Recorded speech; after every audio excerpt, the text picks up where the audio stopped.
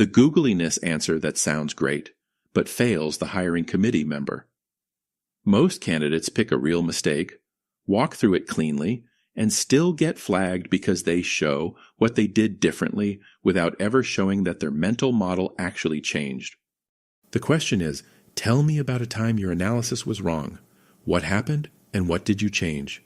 This probes Googleyness, which at Google means intellectual humility, comfort with uncertainty, and the willingness to update on evidence rather than protect your prior conclusions.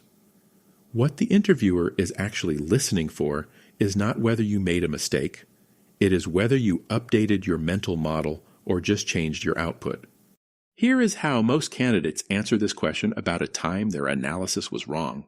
I was analyzing retention for a new feature, and my initial model showed a strong positive effect. I presented it to the PM, and we moved forward with a broader rollout plan.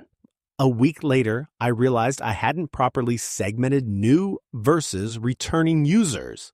The effect was real for returning users, but near zero for new users.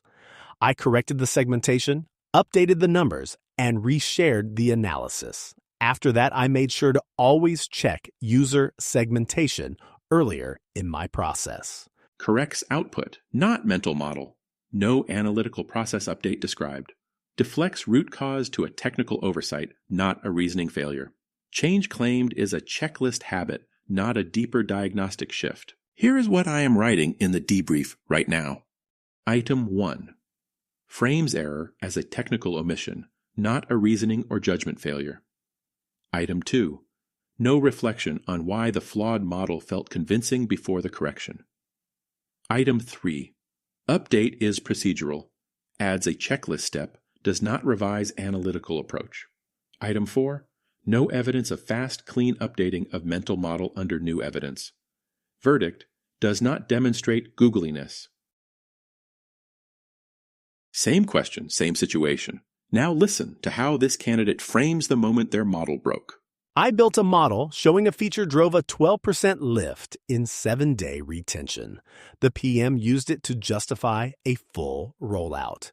2 weeks in, a peer DS flagged that my randomization unit was at the user level, but the feature had social sharing mechanics. Classic network interference. The lift was partially a social spillover, not a product effect. I killed the original estimate, reframed the analysis using a clustered design, and the true lift was closer to 4%.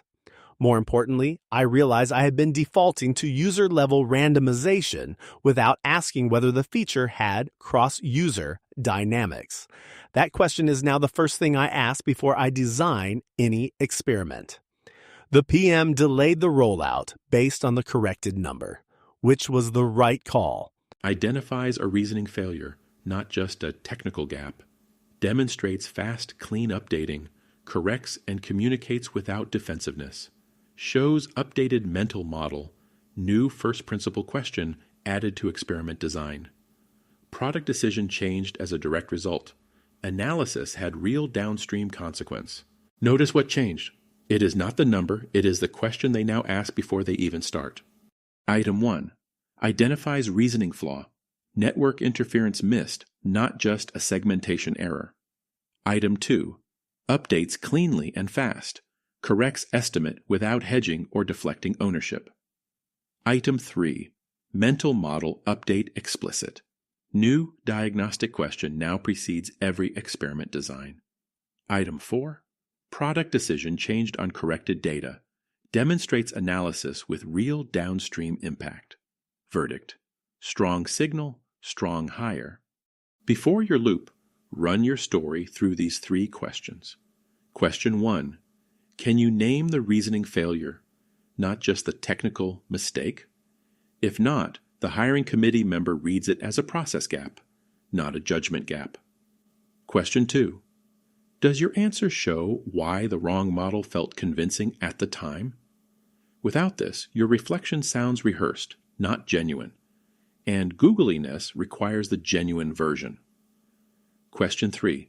Did your mental model change or just your checklist? A new checklist step signals process compliance. A new first principle question signals intellectual updating. If you fail all three, you are not demonstrating Googleyness. You are describing a bug fix.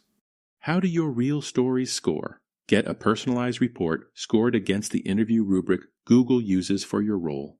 Find it at interview101.com.